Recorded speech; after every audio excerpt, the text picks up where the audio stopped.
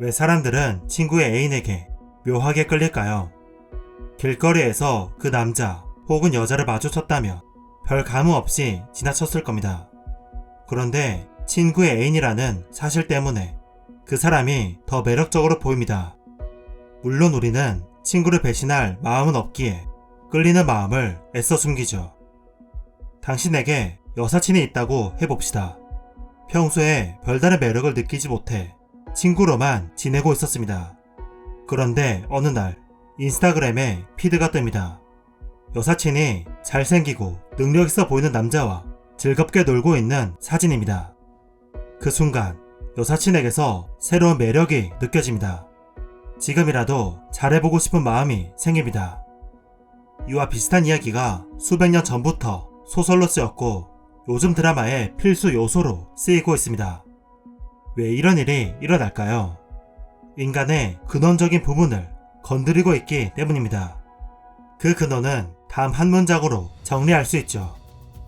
우리는 남이 원하는 것을 욕망한다. 우리는 타인의 욕망을 모방하여 욕망합니다.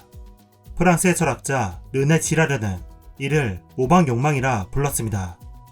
지라르는 인간이 욕망하는 것 대부분이 모방적이라는 사실을 발견했습니다. 우리가 가지고 있는 모든 욕망은 우리가 선택한 것이 아닙니다. 우리 내면에서 저절로 생긴 것도 아닙니다. 무의식적으로 다른 사람의 욕망을 모방해서 생긴 것이죠.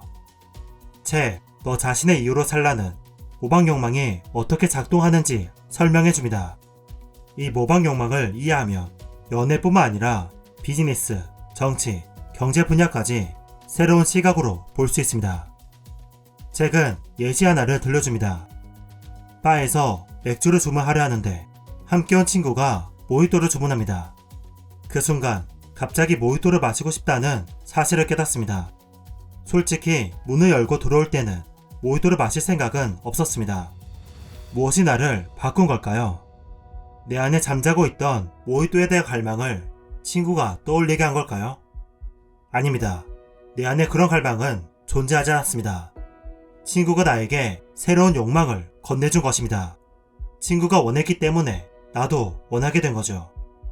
이때 우리는 착각에 빠집니다. 자신이 평소에 모히또를 마시고 싶었고 마침 친구가 먹으니 그 생각이 떠오른 거라고요. 술을 마시며 이야기를 하고 있는데 친구가 곧 승진할 거라고 합니다. 연봉이 2천만 원 오르고 임원이 된다고 하네요.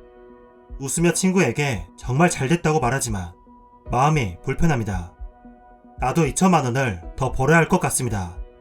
같은 대학을 졸업했고 내가 친구보다 더 열심히 일한 것 같은데 나만 뒤처지는 것 같아 화가 납니다.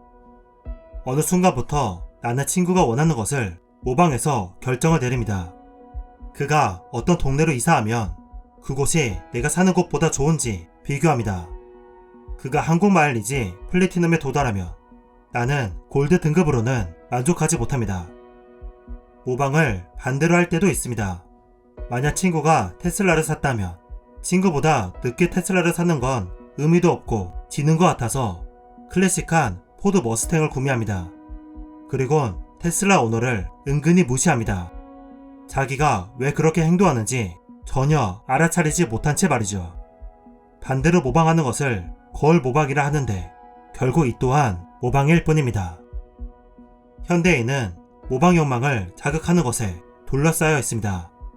인스타그램에서는 내 친구들이 무엇을 구매했고 어디서 커피를 마셨고 어디로 여행했는지 고스란히 볼 수 있습니다.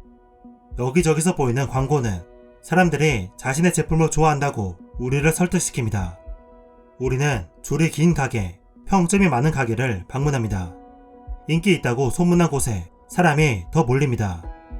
50년 전에 나온 르네 지라르의 모방 이론이 시간이 갈수록 인정받는 이유가 여기에 있죠. 지라르는 21세기 최고의 지성으로 인정받는 학자입니다. 그는 스탠퍼드 대학에서 오랫동안 철학 강의를 진행했는데 다음 문장으로 수업을 시작했죠. 인간은 다르기 때문이 아니라 똑같기 때문에 싸우는 것이며 스스로를 구별하려는 시도 때문에 서로를 향한 폭력 속에서 적과 같은 쌍둥이가 되었다. 스탠퍼드에서 지라르를 만나 인생이 바뀐 사람이 바로 피터 틸입니다. 그는 모방이론의 감명을 받아 이를 기반으로 사업 결정을 내렸습니다. 대표적인 것이 페이스북 투자이죠. 피터 틸은 페이스북이 단순한 서비스가 아니라는 것을 바로 알아차렸습니다. 페이스북은 무엇을 갖고 있고 무엇을 원하는지 볼 수 있도록 도왔습니다. 사람들의 모방 욕망이 페이스북의 동력이 될 거라고 틸은 확신하며 최초로 외부 투자자가 되었습니다. 틸은 저자에게 자신이 모방 욕망에 베팅했다고 말했죠. 결과적으로 그는 50만 달러를 투자해 10억 달러 이상을 벌어들였습니다. 모방 욕망이 무엇인지 이제 조금 알게 되었나요? 지금까지 내가 어떤 모방 욕망에 휘둘렸는지 잠시 생각해 봅시다. 여러분이 지금 욕망하는 것들은 어디서 생긴 것일까요? 친구가 가졌거나 갖고 싶다고 말했던 걸까요? 멋져 보이는 연예인의 라이프 스타일인가요? 책에서, 잡지에서 본 것일까요? 모방 욕망이라고 해서 모두 나쁜 것은 아닙니다. 모방 욕망은 우리를 움직이게 하고 새로운 것을 배우게 합니다. 다만 지금까지 모방 욕망에 휘둘리기만 했다면 이제는 인식을 하며 살아봅시다. 그래서 나에게 건강하지 않은 모방 욕망을 줄이고 나를 건강하게 해주는 모방 욕망을 키워나가 봅시다.